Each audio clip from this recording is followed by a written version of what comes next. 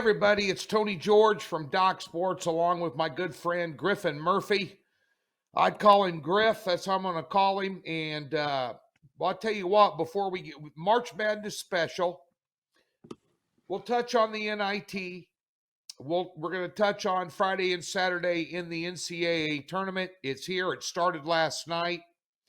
And Griffin, you kicked off the March Madness tournament season past the conference championships with another 7-unit banger last night. Yes, sir, Tony. North Texas bagged it up for me yesterday. I've been on an absolute tear, man. 14-4 in my last 18. Rolling into March Madness, couldn't feel better. 15 of my last 18 days have all resulted in profit.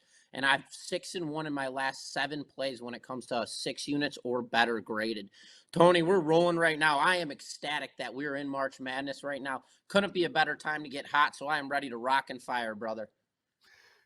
Yeah, we opened up with a 1-on-1 card. We had a 2-unit play. I'm going to talk about that in a minute. We had our 4-unit best bet was on South Florida in the NIT. And South Florida's got a hell of a basketball team. Mm-hmm. I mean, if you're not paying attention to South Florida, if you did, we hit them 4 or 5 times, maybe 6 times during the season. You know, underrated. That head coach came over from Kennesaw State, who had taken them to the national tournament more than once, and he has done one of the better turnaround jobs in college basketball that no one's talking about. So keep your eye on South Florida in the NIT. I decided to go against everybody on the planet last night for a small 2-unit play because things have a tendency to go crazy in March Madness, and I decided to take the over in the Virginia game. How'd that work out? That was an embarrassment not only to the University of Virginia, that was an embarrassment to the NCAA selection committee for taking that Virginia team. I bitched and moaned about them on this show, on free play videos, on Gabe Morrissey Sports Rage over at Sports Grid, which I did last night. You can go to YouTube and watch that March Madness show I did with Gabe last night. It was awesome. You know, Gabe, of course, we both did the Super Bowl thing out of MGM Sportsbook here in Vegas during the Super Bowl, where I gave everybody on, what is it, Apple Television, DirecTV. I gave everybody Kansas City for free in the Super Bowl. You were sitting there. We went out and had watched it live. We went out and had hot toddies afterwards. Yes, we did. Damn right. And you were worried about my Chiefs. I was not. I said, we got Mahomie. We're all right. But nonetheless, Virginia, apparently their starting 5 are majoring in masonry because all they did was throw bricks all night long. How do you go for 14 points in one half in an NCAA tournament game when you're a 10 seed? How's that possible, Griffin? Tony, I don't even know, man, especially the way that this team has been playing offensively this season. I don't know, man. It's been chaos. They're just not the way the team's played all season long. I just never had that coming.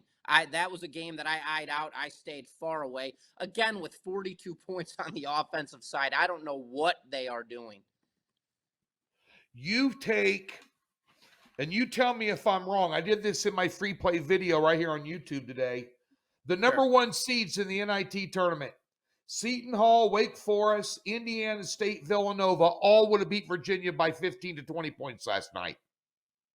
Oh, I'm not going to disagree with you by any means on that play. Virginia, though, this has been a team that, you know, towards the middle half of the season, you know, I liked the way they were performing because if they were putting W's in the win column, you know, they were winning ball games. The problem was the consistency of this offense just over and over and over. How long do you think this team's going to be able to thrive on the defensive side? I get it. They have a good defense, and they continuously hold opponents to under 65 points. I don't know what their exact defensive rating is and what they're holding opponents 2 points per game.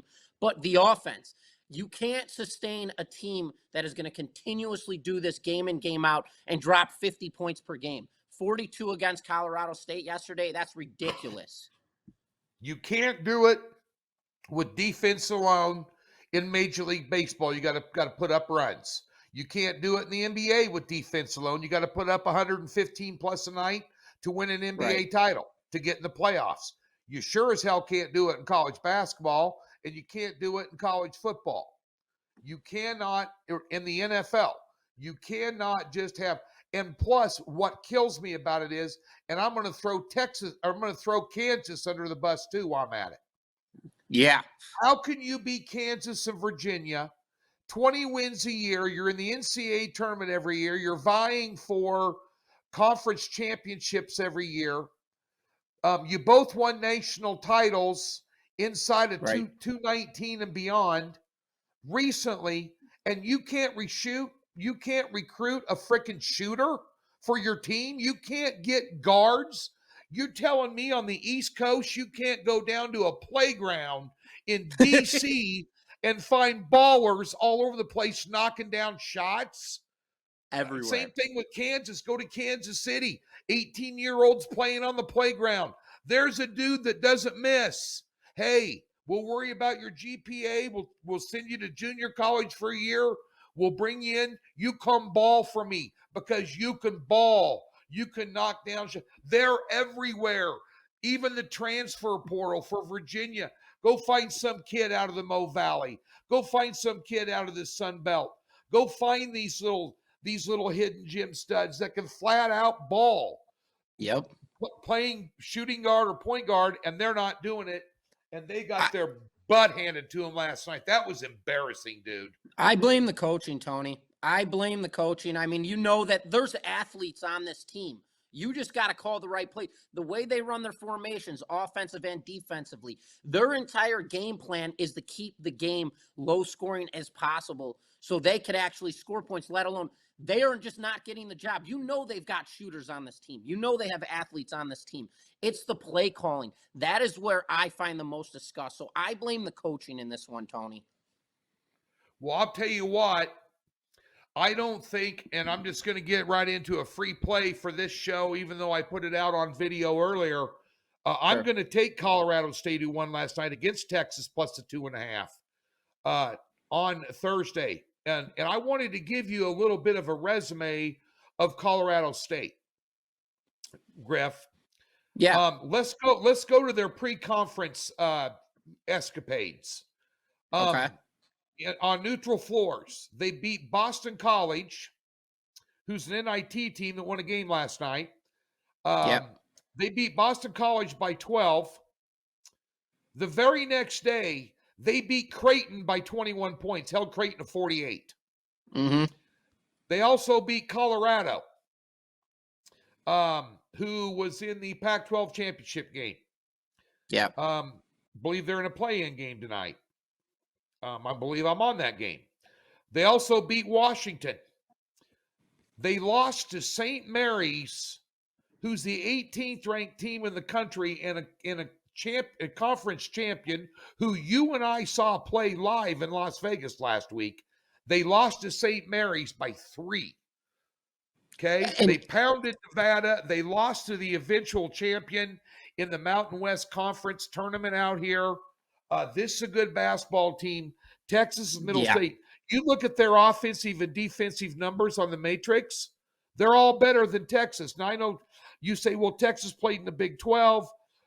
Strength of schedule. Well, I just mentioned 5 games on Colorado State strength of schedule. They went 4-5-1 in. I don't think Texas could go 5-1 in. Yeah, I'm not going to disagree with you, Tony. I mean, this Colorado State, especially on the offensive side, I mean, dude, they're top 40 in the nation when it comes to offensive ratings. And across defensive ratings, they're top 100. They're doing it all right now. They are playing good basketball. And this is a team that I've really eyed out throughout the season. Back where I caught notice in their talent, back when they played Nevada way earlier in the season. Nevada's a real good basketball team. I don't care what anybody says. And they hung with them the entire game, ended up losing in that matchup. I think it was a 77-74 game. From that point on, I never took Colorado State for a joke by any means. And now look what they just did to Virginia. They put a rack on them by 25 points last night. So, Tony, this is a team that I am not going to be fading rolling into this tournament. I have my eyes peeled on them right now. Yeah, and I'll tell you something. I don't mind using a team that played 2 days ago versus a team that's been sitting forever. Yeah, they I got to get on a agree with plane you. at 1 o'clock and they got to fly to Charlotte, from Dayton and get ready for that game. It's a whirlwind, but the whole time they're doing that, they're dialed in. They're in that camaraderie team state, and Texas going to come out cold. And I haven't been impressed with Texas all year long, honestly. I think they're a middle of the road team in the Big 12. But the Big 12 is a good conference. It's not, but you got Houston in the Big 12 and everybody else. Right. I mean, And another PowerPoint that I'd like to stick out is this isn't like the NBA. This isn't where you're putting a team in a situation where they're playing back-to-back games. You've got to remember, one, these are college kids. These kids have fresh legs. I'm 27 now, and I'm not quote-unquote old. But I go to the gym or anything like that, leg day. The next day, my legs are torn up. I can't run or anything. Back when I was these kids' age, 19 to 21, 22 years old, and the next day, let's go again. Let's go again. These kids are shooting baskets. They're staying fresh. It's not like, oh, we got to play again tomorrow. These kids are ready to go. So that back-to-back game system is not as effective in this situation, especially the amount of adrenaline these kids are getting. Think about all the fans that are backing them up. These kids are jacked up. They're not tired. They're not slugging, hey, we got to play another game. They're ready to go. They're locked in. This is what they play for all season long. So, again, that's my point with that, Tony.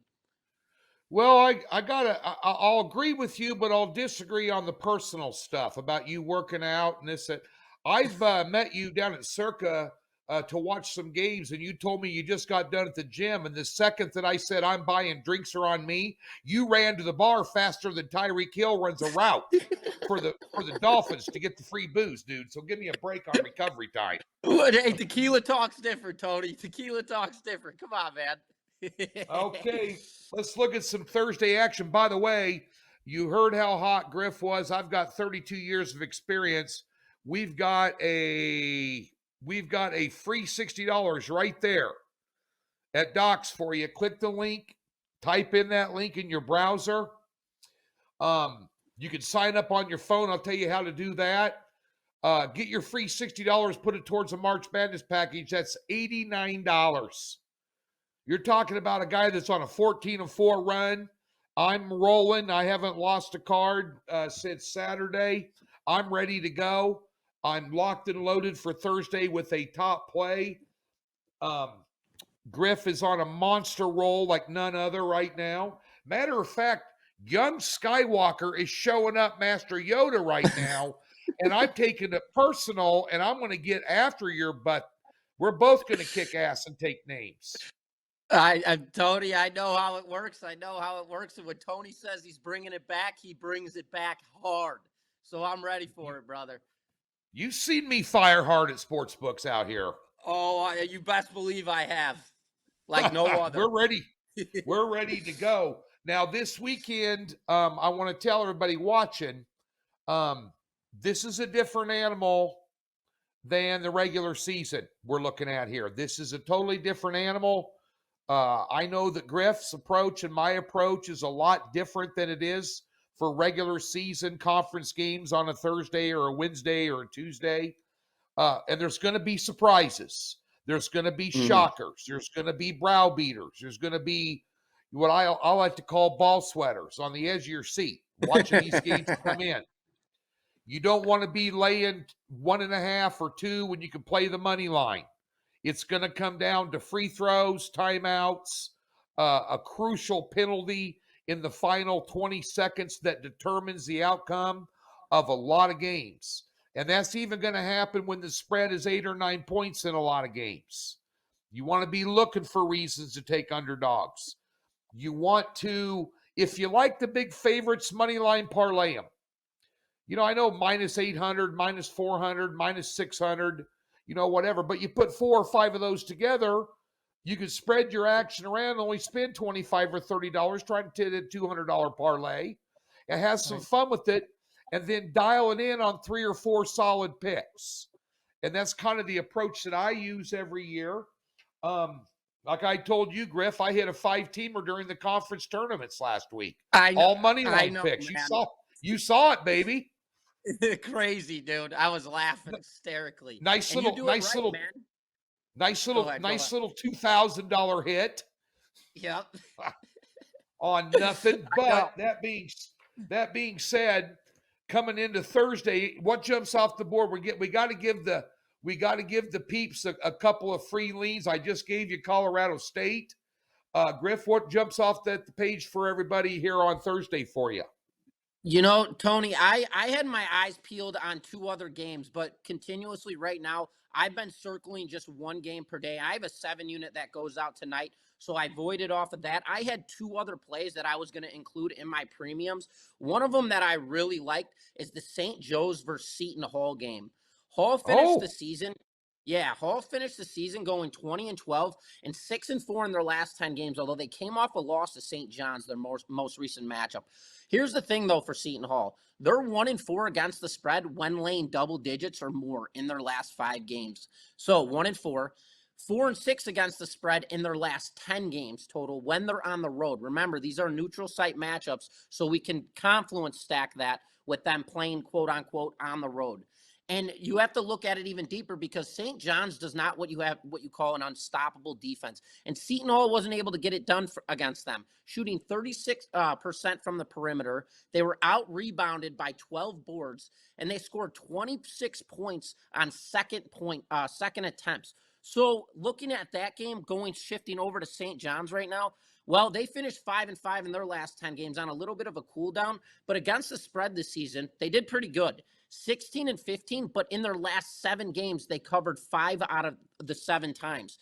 3-2 against the spread in their last 5 games. And when being a dog on the season, 3-2 against the spread. I like St. Joe's here snagging the points. I think the market overpriced Seton Hall in this game, Tony. I think that's too many points, and I'm going to grab that 8.5 over here with Joe's. going to take the Hawks tonight plus the points. One thing I Yes, looked sir. at that game, the line didn't make sense to me, which is why I shied away from it. I've only got one pick in the NIT tonight. And I had one last night. I got both play-in games tonight for premiums. Okay. But I'll tell you this much. Every single stat category in that St. Joe Seton Hall game is damn near dead even. Shooting percentage, rebounding, points scored, points allowed. And yet they're spotting a big number in that game. And again, unlike the NCAA tournament, Seton Hall does get them at home. And I think a lot of the reason that number went up there, Griff, is simply because St. Joe's is 3-9 straight up on the road this year. That's why that number's there, because there's no other reason. And I'll give a bad road team, say, okay, -2, 2.5 points. You still got a 7.5 point spread. See, Tony, what I saw more than anything is exactly what you said. You went across all of the metrics in this game, and that was what I saw, which was so even.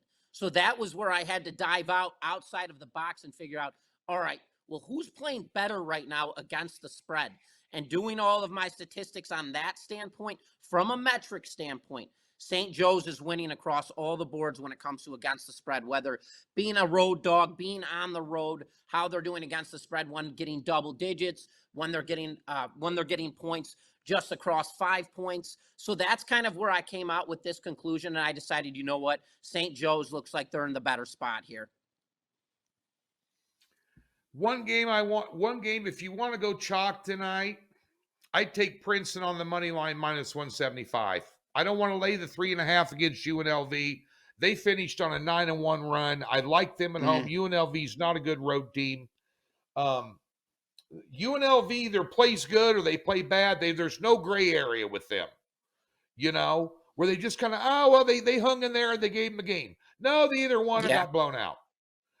Princeton, they got a lot of firepower. I kind of like them in that spot tonight for a small lean, money line lean. Parlay the money line with St. Joe's catching the points. There's your hump day super lock in the Millennium Parlay with Griff Murphy and Tony George, courtesy of Doc Sports. Love it. Love it. Jumping ahead to one game that intrigues me And hopefully this isn't the game that you're got the 7-unit lock on. Okay. What do you think about Tom Izzo and Michigan State against Mississippi State? I am pulling that one up right now, Tony. So 1.5. what time is that? Michigan, what has Michigan State done this year? Remember Mississippi State.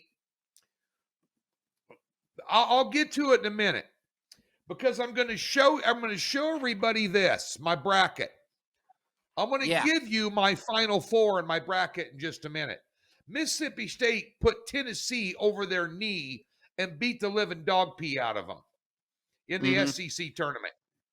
Yeah. What Tom Izzo's team do all year long? Plus, here's the other thing. And this might be on my premium card. I don't know yet. And by the way, the lines we're giving you are going to move dramatically over the next 24 to 48 hours. Dramatically. So do your due diligence ahead of time and get the best number. That being said, Michigan State lives and dies by the 3, and what does Mississippi State do? Perimeter defense. Yep. And they're catching points. Hello. Just my thought, at least right now. Yeah, Tony, this is going to be a really good game in my eyes. The biggest thing for me right now is I don't like the way that Michigan State kind of ended their season off. They cooled down going 5-5. The one thing, though, that I do like about Michigan State in this game is the strength of schedule factor. They just had to deal with Purdue. They only dropped that game by just 5 points, Tony. So that's something to always keep in mind when you play a real good team like that. And prior to that, they beat up on Minnesota. And listen, Minnesota was a team all season long that they were phenomenal covering the spread. Always did a good job. First half team, not a second half team by any means. They always had issues closing out the gate. But granted, looking deeper, the way that this team, Michigan State, had it, they really did have a really tough schedule going towards the end of the season. And this is another game where we can kind of format it inside of a pick'em type of matchup because the line is so tight. So I do kind of sit with Michigan State in this one. I always love playing with the team that is coming off a game where they really had to do, like Purdue, top 4 in the country, always. That is a good spot for a team who's not necessarily there as far as one of the top contending teams in the nation, but they put up a real good fight, and now they get to come in and play a little bit softer of a team who's already got 13 losses on the season with Mississippi State. So that's kind of where I'm at with it, Tony. If I'm taking anyone here, I like Michigan State. This is a Bob Taylor's Ranch House special.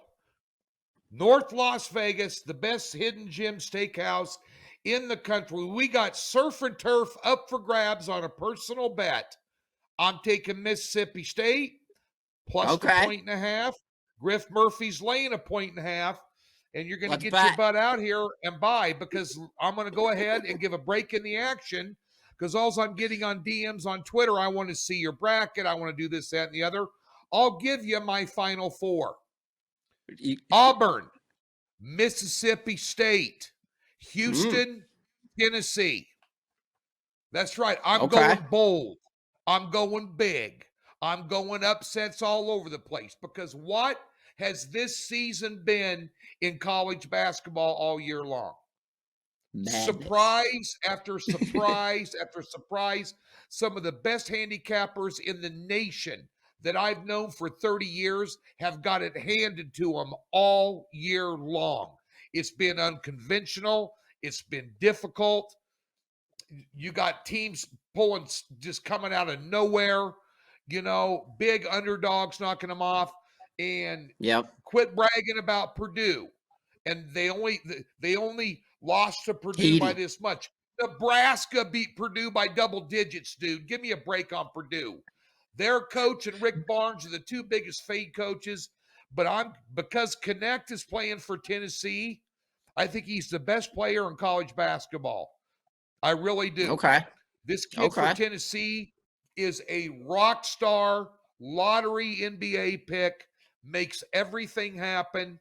And in spite of Rick Barnes's in-game adjustments and bonehead calls and rotation shifts during games and calling timeouts when he's got momentum for no apparent reason so he gets some TV time, he's just got too much sheer talent on that team. that they're winning in spite of him. And I think this is a year Tennessee can get there. Obviously, he's been to the Final Four and the Elite Eight before as a head coach. I think Tennessee comes out of there. I think they get by Creighton in the bracket before that. And Tennessee then takes on your boys, Purdue, knocks them out. They're not my boys, Tony. I do not like that team. I will tell you that right now. They got so I got a crazy. Go ahead, Tony. I got a crazy bracket. I'm in a couple of different bracket pools, and this bracket pool here is the one I threw in there as my wild card bracket pool. The other one, I've got a different Final Four, but I'm having a little fun on the show right now. Yeah. Let's switch gears to Friday, March Madness. What jumps off the page at you on Friday? Any of these first round matchups on Friday get after you? Because I believe Friday, I'm not going to tell you, but I believe Friday provides the biggest shocker of the last 3 years in the NCAA tournament, with a high seed winning outright, getting double digits. I'm just saying that right now. But that being said, anything you got for anybody listening on Friday? Well, I do absolutely, but this is definitely my premium play, so I'm not going to give this play out. I really like action over on this game. I'm not going to toss this one out, but I do have a card or a play that I really like that actually goes out today as well, with Appalachian State and Wake Forest.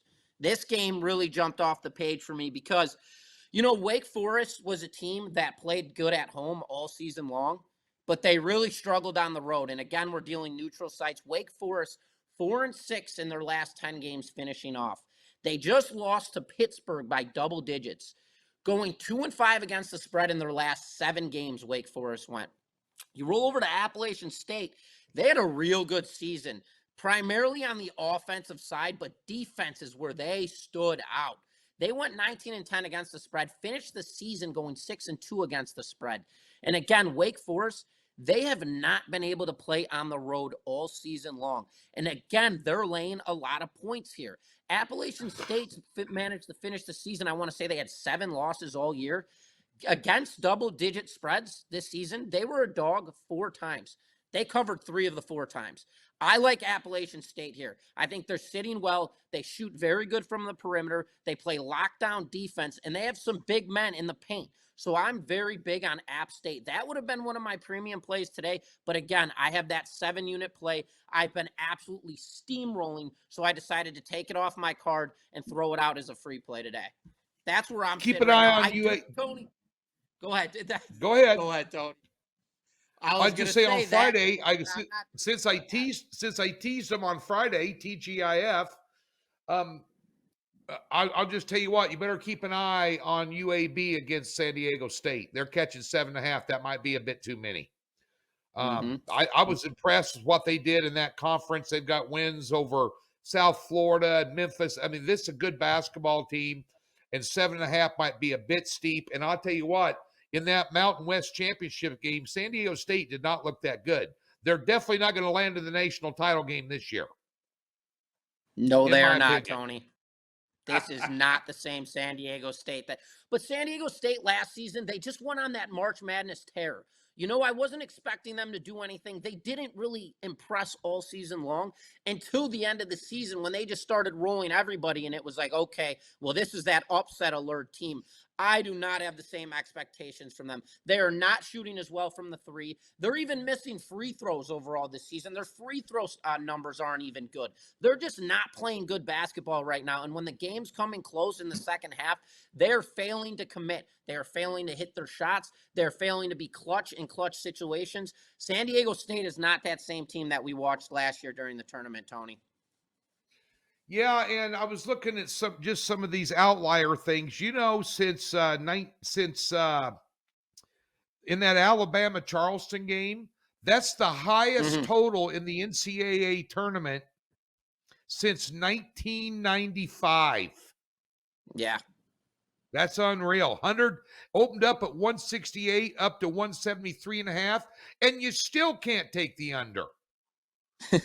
Not because they're going to trade baskets the whole game because College of Charleston is no joke. But Yep. they're scoring 80. They're scoring 81 a game, and Alabama's allowing 81 a game. Yeah. I'm just saying. One of those deals. Another thing here, Jamie Dixon from TCU. Yeah. 1-9 his last 10 opening round appearances as a head coach in the NCAA tournament. He was at Pitt before TCU. Just Wow. interesting. Okay. I was not aware of that one, Tony. I was not. The top 4 worst coaches win percentage, the minimum of 10 games. Are you ready for this? Rick Barnes, no surprise. Tony Bennett, and that's including winning a national title. Also, Jamie Dixon, TCU, and here's one, Mark Few, Gonzaga. Now, really? that is crazy.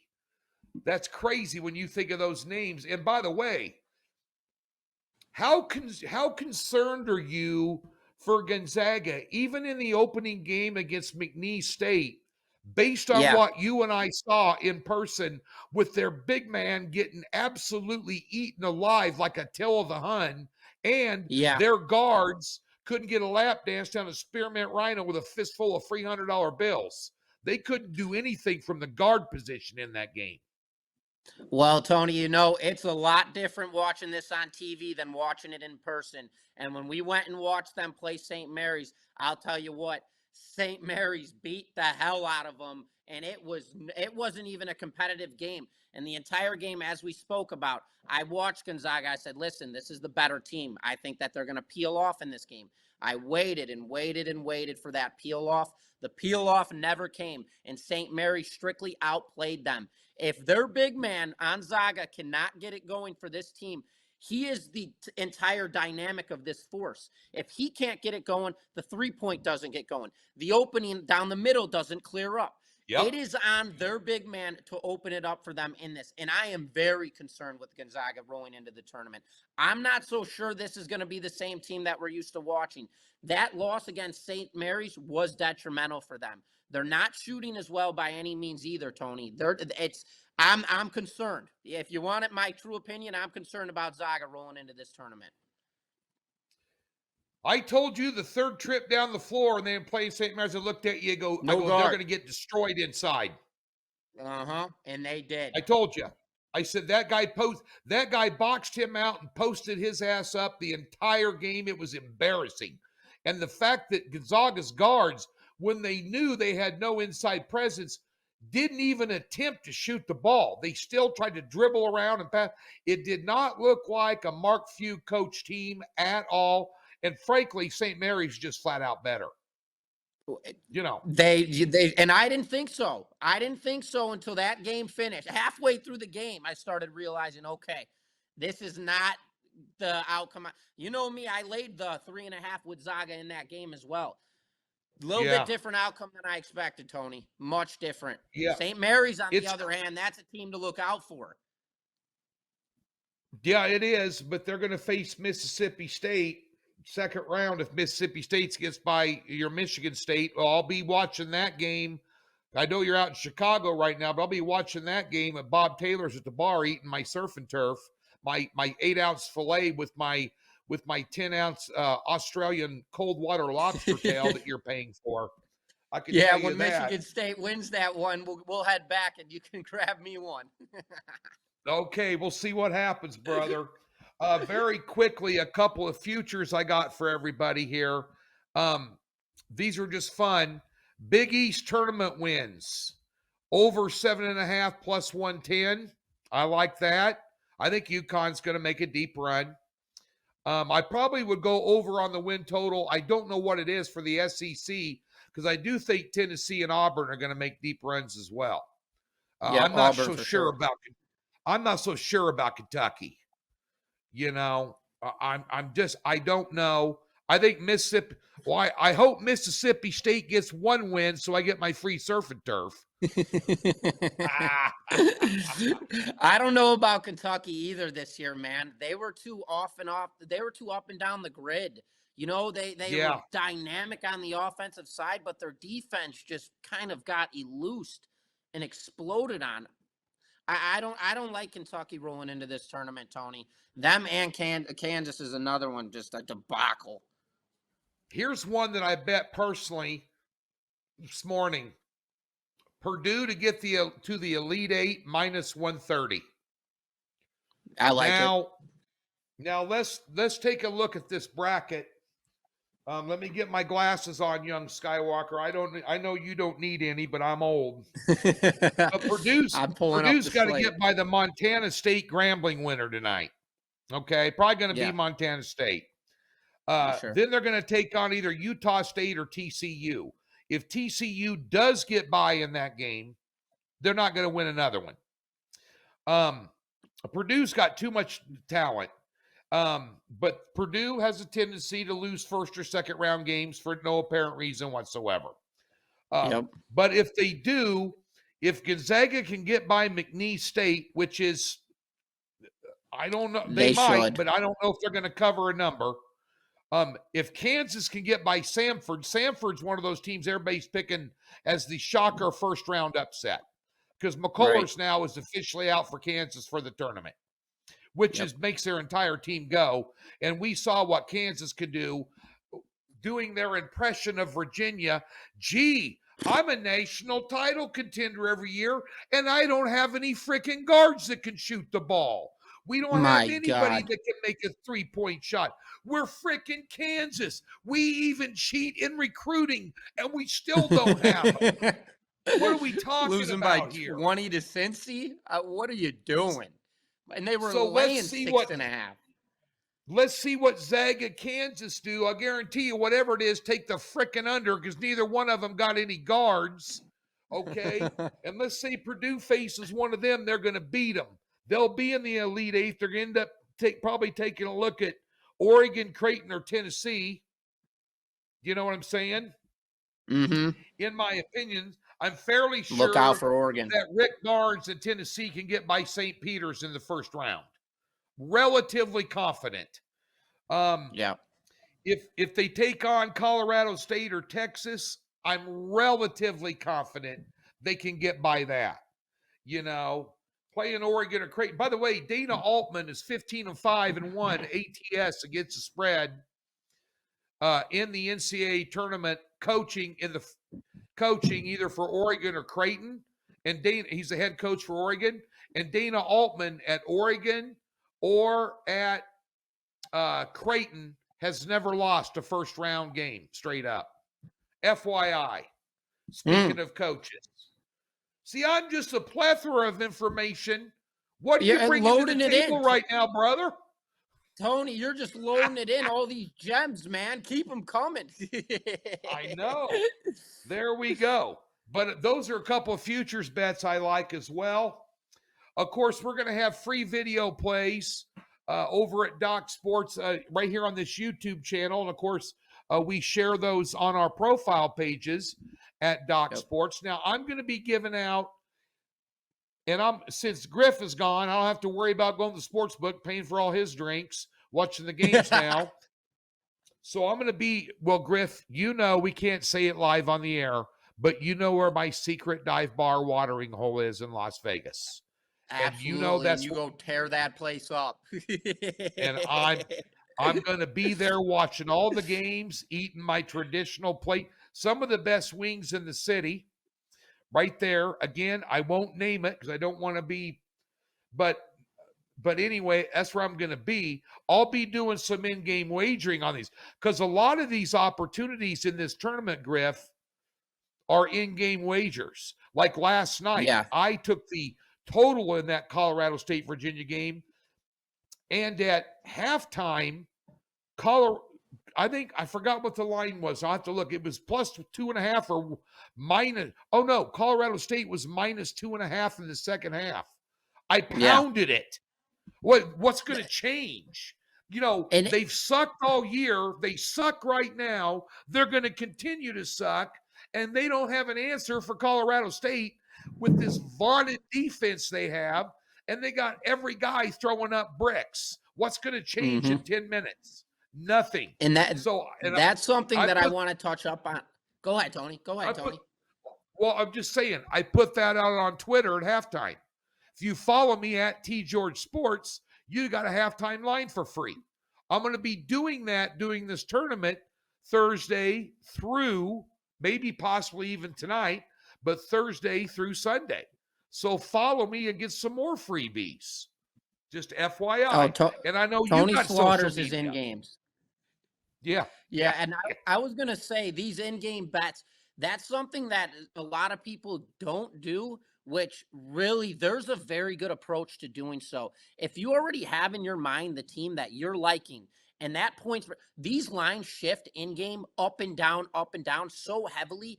And you could find a game where there's a team, say UAB's laying 4 points. It's a minus 200 line to open up the gates. UAB could go down 6-0 to start the game. You can go get them on a money line at a minus 120 and end up just taking them to win outright. So that's something in these games, in this March Madness especially, where all this chaos happens. That is a very good approach for a lot of people to really execute on. So always be patient. Never feel like you have to pull the trigger right before that game starts or whenever you get your pick and you're ready to go. Be patient. There's always a different way to execute on these plays. Something I wanted to throw out there for everybody because I do it all the time. I'll wait on my team to start losing, and when they're losing, but if they're playing well, their shots are just off. Execute on that confluence. They'll turn it around, and they'll get the job done for you. Not always, but it's a way to sniff some lines and get better odds. It's interesting. I ran in, speaking of my private watering hole out here in the north side of Las Vegas, which Griff has been to. I introduced him to some friends there. And Griff and I have watched some games there. I was in there 2 nights ago, and an older gentleman walked up to me, gray-haired gentleman, said, "Hey, I just want you to know I know who you are, and I just love you and Griff Murphy. You guys have got a great combination." He said, I would love to go out downtown and have drinks with you because I bet you guys just pound them and have a great time and you're just full of conversation. I go, honestly, you're wrong. Most of the time that Griff and I are down there, we are not getting destroyed. We're on our phones in-game wagering during the game while we're sitting there having a drink, keeping our heads about us because we're making more money doing that than we were up front. Slaughter. Absolutely, man. Always. In-game wagering is the way to go. MGM, Circa, they're all rolling. Yep. We have fun, folks. We want you to have fun. Get over to Doc Sports, catch us. Again, a free $60 for anybody who opens up a new account. There's a tab on the upper left-hand corner of the website. The link's posted right here on this happy hour show above us. And it comes with a profit guarantee. You can put it towards a March Madness package. That means you get it for $89. If you're one of these Gen Xer, millennial, TikToker, Instagrammers like Griffin, that you're in that younger generation groove. I'm kind of in the old farts groove now at my tender age. You can sign up on your phone. You could text the word Tony to 29022 on your phone. You'll get a link to sign up right on your phone. Don't even have to open up a laptop. If you're on the move, get ready to rock, get ready to roll, because it's March Madness. We have controlled enthusiasm. We know what we're doing. Got 32 years of experience on my end. You've got a guy that's on a 14-4 roll right now, where a lot of savvy veteran handicappers that I know, me included, aren't on that big of a roll. So ride the wave with Griff Murphy. Get the experience with Tony George. Combine them together. Then you can buy your own surf and turf. Right, Griff? I like that, Tony. Hey, and we're staying young forever, brother. We're not getting old. We're staying young forever. Come on now. Yeah, I know. 50 something's the new 20 something. Let's go that route, baby. Damn right. We appreciate you tuning in, folks. We'll be back up next week with another Hoops Happy Hour show. We'll also catch us on my StreamYard podcast, The Vegas Beat. Griffin and I do that on Tuesdays, usually every week, just a recap. We'll definitely, and that's raw, candid, and unfiltered. It's adult family entertainment, where this channel is just family entertainment. So be sure and tune in for some reactions on Tuesday for that. We appreciate it, folks. Have a great March Madness. Cheers, guys.